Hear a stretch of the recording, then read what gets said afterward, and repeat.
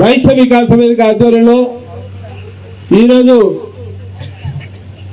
మేమెంతో మాకంతా వైశ్యుల ఆత్మగౌరవం హక్కుల సాధన రేపు రాబోయే నెల 2 నెలల్లో స్థానిక సంస్థల ఎన్నికలు జరుగుతున్నటువంటి నేపథ్యంలో వైశ్యుల యొక్క వాటా కోసం అని చెప్పి ఈరోజు ఒక సాధన దీక్షని మా వైశ్య వికాస వేదిక ట్రస్ట్ సభ్యులందరం సహకారంతో ఈ కార్యక్రమాన్ని నిర్వహిస్తున్నటువంటి క్రమంలో ఇక్కడికి విచ్చేసినటువంటి వైశ్య సోదర సోదరిమణులందరూ కూడా తెలంగాణ ఉద్యమం తెలుసు. ఉమ్మడి నల్గొండ జిల్లా, ఉమ్మడి వరంగల్ జిల్లా, ఉమ్మడి హైదరాబాద్ జిల్లా, ఉమ్మడి మహబూబ్నగర్ జిల్లాకి వెళ్ళి విచ్చేసినటువంటి దాదాపుగా దీక్ష అనగానే వైశ్య కమ్యూనిటీలో కావచ్చు, లేకపోతే ప్రభుత్వంలో ఉన్నటువంటి ప్రభుత్వానికి రిప్రజెంట్ చేసే దాంట్లో పోలీస్ డిపార్ట్మెంట్ వాళ్ళు కూడా అరే మీరు వైశ్యులు ధర్నా అయింది పోయి ధర్నా చౌకాలో మీరు ధర్నా అయింది, ఇది కొత్త విషయం ఉంది, వైశ్యులు కూడా ధర్నా చేస్తారని చెప్పినటువంటి నేపథ్యం ఉన్నది. ఈ ధర్నాకు ఇచ్చేసినటువంటి ఈ దీక్షకు ఇచ్చేసినటువంటి ముఖ్య అతిథిగా ఇచ్చేసినటువంటి మా తెలంగాణ ఉద్యమ నాయకులు మాజీ ఎమ్మెల్సీ దిలీప్ గారికి, వివిధ పార్టీలో Bharatiya Janata party, Congress party, BRS, LS, TRS పార్టీకి ఇచ్చేసినటువంటి నాయకులకు, ప్రెస్ మిత్రులకు, ప్రజా సంఘాల నాయకులకు అందరూ కూడా పేరు పేరున మరోసారి ఉద్యమం తెచ్చు. కాలాతీతమైందని చెప్పి అక్కడికి వెళ్ళి చాలా మంది చూస్తున్నారు ఎండ కొడుతుందన్న అన్న మనం స్టార్ట్ చేయడమే లేట్గా అయింది. ఊళ్ళలోకి వెళ్ళి వస్తే 2 గంటలకు 1:30కు వచ్చిన వాళ్ళు కూడా ఉన్నారు. ముందు వచ్చిన 11 గంటలకు వచ్చిన పట్నాలు ఉన్నాయని ఆయన ఏమనుకుంటారంటే నేను వచ్చిన నాకు ఆకలి అవుతుంది, 2 అవుతుంది, ఇంకా మీటింగ్ అయిపోతలేదు, ఇంకా ఈయన మాట్లాడలేదు, మళ్ళీ ఈయన మాట్లాడినాక కోదండరామ్ సార్ వస్తున్నాడు, మళ్ళీ దిలీప్ సార్ ఉన్నాడు అని అనుకుంటారు. 15-20 నిమిషాల్లో నా ప్రసంగాన్ని ముగిస్తాను. మన పోలీస్ పర్మిషన్ కూడా కొంత లిమిటెడ్ పర్మిషన్ ఇచ్చారు, ఎందుకంటే మనం రాజకీయాలుగా అస్పృశ్యలం కదా. మనం 11 to 4 మనం పెడితే 11 to 2 ఇచ్చిన వాళ్ళు కూడా అంటే పాప వాళ్ళు 3వ తారీఖు రోజు మనం అనుకున్నాం ఈ దీక్షని. మాకు 7వ తారీఖు, 6వ తారీఖు, 7వ తారీఖు నిమజ్జనం ఉంది కాబట్టి మీకు పర్మిషన్ ఇవ్వలేము. మళ్ళీ అది కూడా ఆ పర్మిషన్ కూడా కొన్ని కండిషన్స్ పెట్టి మళ్ళీ మీరు ఈ ఇందిరాబాద్ దాటెట్టుకోవద్దు. అసలు మేము ఇందిరాబాద్ గొప్ప అని చెప్తున్నాం, ఈ దాటెట్టుకోతాం మేము, అవునా కదా. అంటే అంత దౌర్భాగ్య పరిస్థితులను మన కులం అంటే అంత అవహేళనగా చూస్తున్నటువంటి సమాజం ఉన్నది. దయచేసి దాన్ని ఆలోచించాల్సిన అవసరం ఉంది. సరే గొప్పలు చెప్పుకుంటాం, గాంధీ మావాడే, పొట్టి శ్రీరాములు మావాడే, అవసరమైతే అమిత్ షా మావాడే, మోడీ మావాడే, లేకపోతే ఓం బిర్లా మావాలే, ఇవన్నీ చెప్తున్నాం. కానీ ఆత్మగౌరవానికి వచ్చినప్పుడు వైశ్యుల యొక్క ఆత్మగౌరవం ఎక్కడ తాకట్టు పెట్టాం? రాజకీయ పార్టీల కాలకాడ తాకట్టు పెట్టాం, రాజకీయ పార్టీల నాయకుల కాడ మనం ఆత్మగౌరవం తాకట్టు పెట్టాం. ఆత్మగౌరవం కోసమే కదా తెలంగాణ రాష్ట్రం ఏర్పడ్డది, ఆత్మగౌరవం కోసమే భారతదేశ స్వతంత్రం వచ్చింది, ఆత్మగౌరవం కోసమే ఆంధ్ర రాష్ట్రం ఏర్పడ్డది. దీనికి ఎగ్జాంపుల్స్ మన కళ్ళ ముందర మాట్లాడుతున్నటువంటి చూస్తున్నటువంటి మహాత్మా గాంధీ దేనికోసం చేసిండు? ఆత్మగౌరవం దెబ్బతిన్నందుకే ఆయన స్వాతంత్ర సంగ్రామంలో పాల్గొని మహాత్ముడు అయ్యిండు.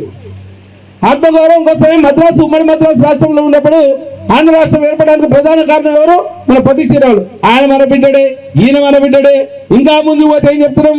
వాసవి కన్యకా పరమేశ్వరి దేవత వంశం మనది, అవునా? ప్రతి మీటింగ్ మొదలైన జై వాసవి అంటాం. అందరూ మేమంతా తెలంగాణ ఉద్యమంలో జై తెలంగాణ అంటే భారతీయ జనతా పార్టీలో కొందరు ఏమంటారంటే జై శ్రీరామ్, లేకపోతే జై భారత్ అంటారు. మేమేమనేది జై తెలంగాణ అనేది. మన అందరం ఏమంటాం? మన కొమటలు అందరూ ఏమంటాం? మన వయసులు అందరూ అంటే జై వాసవి అంటాం. దేనికోసం వాసవి అంటే మన కులం, మన అమ్మవారు. మరి మన అమ్మవారు ఎందుకు ఆత్మర్పణ చేసుకుంది? ఆత్మగౌరవం కోసం కదా. మరి ఈ ముగ్గురు ఉన్నటువంటి గొప్ప నాయకులు, మహాత్మా గాంధీ, పొట్టి శ్రీరాములు, మన అమ్మవారు, ఈ ముగ్గురు మనం రోజు కొలుస్తాం. రూపాయి బొమ్మ మీద మన గాంధీ ఫోటోలో కూడా మనం మొక్కి తీసుకుంటాం కింద పడితే. మరి ఇవన్నీ చేస్తున్నటువంటి క్రమంలో రాజకీయంగా ఎక్కడ ఉన్నాం? పేరుకు అగ్రవర్ణం. మన ధర్మశాస్త్ర ప్రకారం బ్రాహ్మణులు, క్షత్రియులు, వైశ్యులు, శూద్రులు మన పేరుకు అగ్రవర్ణంలో ఉన్నాం. అగ్రవర్ణంలో ఉంటే ఎక్కడున్నాం? రాజకీయాలలో. తెలంగాణ రాష్ట్రానికి వచ్చినటువంటి దౌర్భాగ్యం ఏంటంటే ఎవరు లేడు ఏకైక శాసనసభ్యులు. ఇంతకుముందు చెప్పిన మాకు ఒక ధన్పాల్ సూర్యనారాయణ ఉండే, మళ్ళీ బిగాల గణేష్ ఉండే. ఉమ్మడి ఆంధ్రప్రదేశ్లో 294 శాసనసభ సభ్యులు ఉంటే దాదాపు 15 మంది శాసనసభ్యులు, శాసన మండలి సభ్యులు వైశ్యులు ఉండే. అక్కడ కూడా అన్యాయం ఏం జరిగిందా అంటే ఆంధ్రుడు పెత్తనం. తెలంగాణ మూమెంట్లో మాట్లాడుతున్న ప్రతిసారి మేము కండు వేసుకొని బయటకు వెళ్తే గులాబీ కండు వేసుకుంటే వయసులకు ఇదకే పడలేదా, గులాబీ కండు ఏంది, తెలంగాణ వచ్చేది లేదు, పోయేది లేదు అని చెప్పినటువంటి వాళ్ళు ఎవడా అంటే మనకు పెత్తనం చేసినట్టు అంతా మన ఆంధ్రుడే. ఆంధ్రలో ఉన్నటువంటి మన వైశ్యులు అక్కడ కూడా మోసపోయారు. ఇంకా ఎగ్జాంపుల్ చెప్తా. ఇంతకుముందు మా రవి చెప్పాడు సంఘాలలో నన్ను పరిచయం చేయించాడు, వైశ్య సంఘాలని వైశ్య సంఘాలను పరిచయం చేయించిన వైశ్య వికాసంకు ఒక గౌరవం లేదు. వాల్యూస్ విజన్ విక్టరీ తోటి స్థాపించినటువంటి సంస్థ, ఒక 100 మంది చదువుకున్నటువంటి విద్యార్థులు మేధావులతోటి స్థాపించినటువంటి సంస్థ. పార్టీలకు అనుబంధం లేదు, ఏ పార్టీతో సంబంధం లేదు, ఏకైక నిగార్స్గా వైశ్య కమ్యూనిటీ కోసం పనిచేస్తున్నటువంటి మా సంస్థ వైశ్య వికాస వేదిక. ఏ పార్టీ అయినా నిలదీస్తాం. ఈ రోజు ఇంకొక ముఖ్య విశేషం ఉన్నది, ఎవరైనా చెప్తారని చూసినా ఎవరు చెప్పలేదు. ఇదే ఇందిరా పార్క్ కాడ తెలంగాణ ఓసీ సంక్షేమ సంఘం నుండి ఫస్ట్ ధర్నా పెట్టింది ఇక్కడనే.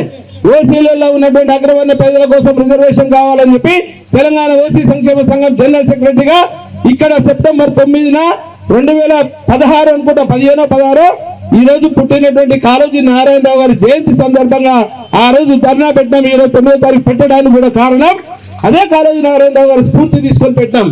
ఇదే ఇందిరా పార్క్ కాడ మేము చేసినటువంటి ప్రతి కార్యక్రమం సక్సెస్ అయింది. ఇందిరా పార్క్ కాడ ధర్నా చేసిన ప్రతి సందర్భంలో కూడా తెలంగాణ ఉద్యమానికి నాంది ప్రస్తావన ధర్నా చౌక్ అయితే ఇదే ధర్నా చౌక్ ద్వారా 48 గంటలు నిరాహార దీక్ష చేసుకొని ఇక్కడనే మా హరీష్ రావు మేము అంతా కలిసి రోడ్డు మీద పడుకున్నటువంటి సందర్భం ఉన్నది. దాని ద్వారా కూడా సక్సెస్ చేసినాం. తెలంగాణ రాష్ట్ర సాధనలో కీలకంగా ఉన్నాం.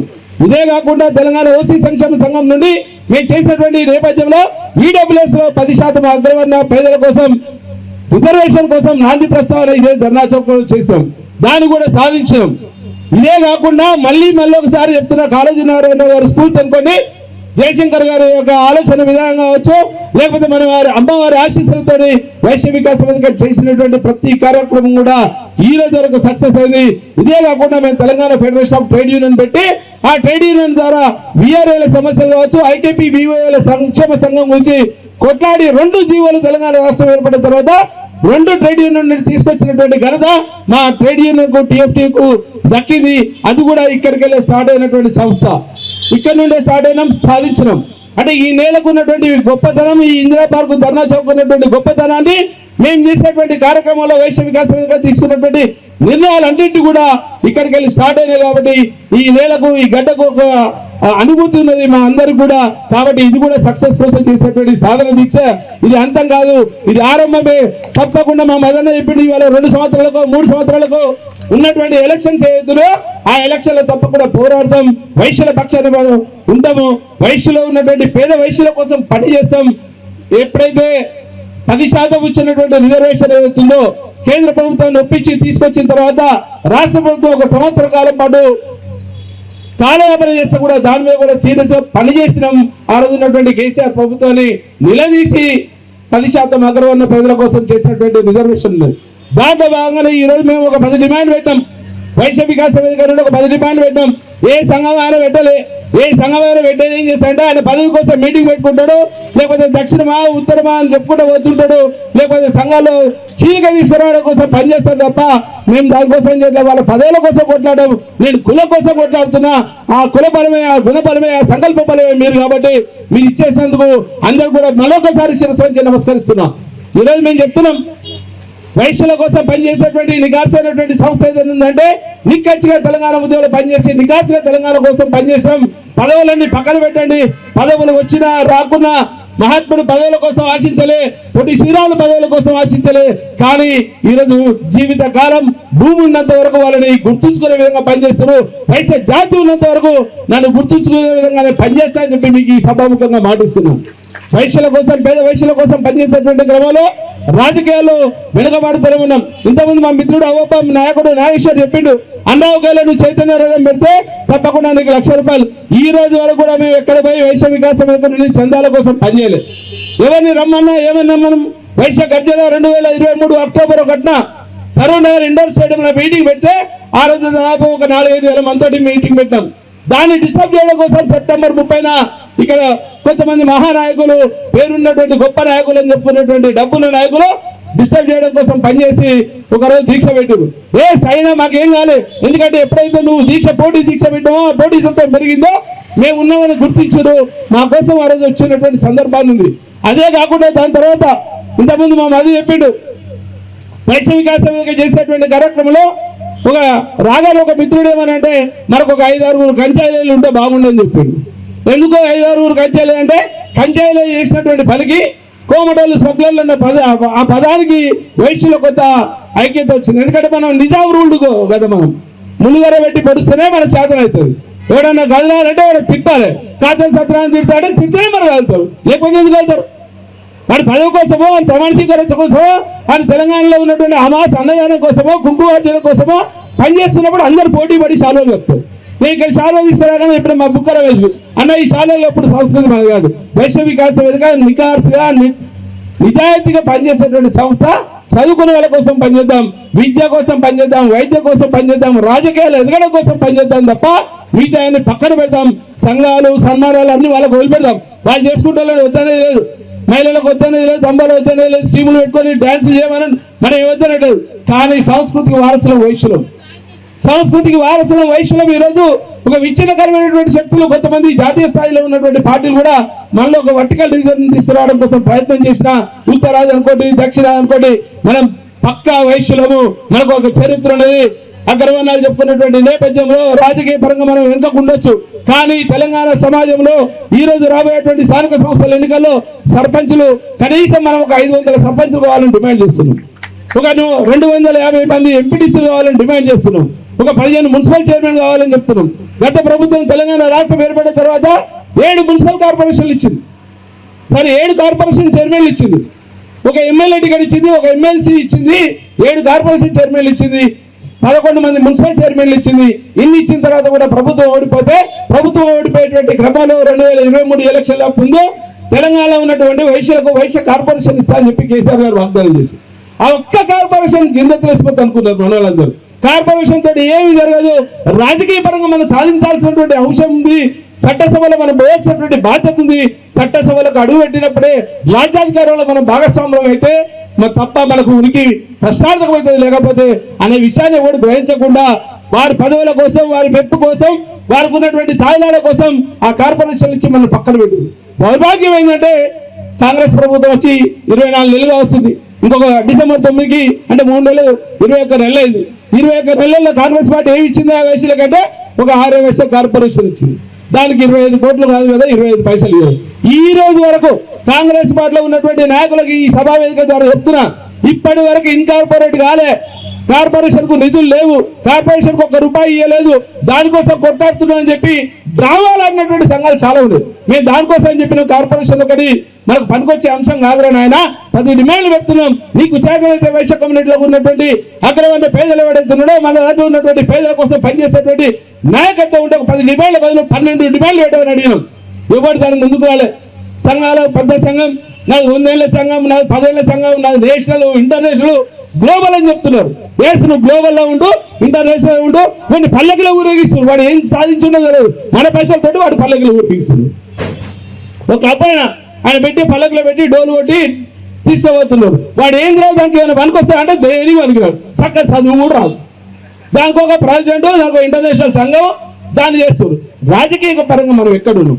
ఇంతకుముందు మా రవి చెప్పిన ఒక ఎంపీటీసో ఒక జెడ్పీటీసో ఆయన కాడిపోయో ఎంఆర్ఓ కాడిపోయో ఒక పోలీస్ స్టేషన్ ఎస్ఐ కాడిపోయో లెటర్ కావాలంటే మా ఎస్ఐ నీకు నిలబడ్డారు అన్న నీ టైం అయిపోయిందంటే భద్రాద్రికో లేకపోతే మాట్లాడే శక్తి ఉన్నటువంటి నాయకత్వ లక్షణాలు పెంపొందించాలి తప్ప ఇది కాదు. మనం యాచించే స్థాయి కాదు, శాసించే స్థాయిలో ఉంటేనే మన మనుగడ సాగుతుంది. దాన్ని దృష్టిలో పెట్టుకోవాల్సినటువంటి అవసరం ఉందని చెప్తున్నాం. ఇంకో మిత్రులు చెప్పిండు రణబేరి అయిపోయిన తర్వాత ఇక రణబేరి కార్యక్రమాన్ని ఎందుకు పెట్టారు, దానివల్ల ఉపయోగం ఏంది అని ఒక ఖమ్మం ఉమ్మడి ఖమ్మం జిల్లాకి వెళ్ళి మా దయాకర్ తెలుసు ఆయన పేరు.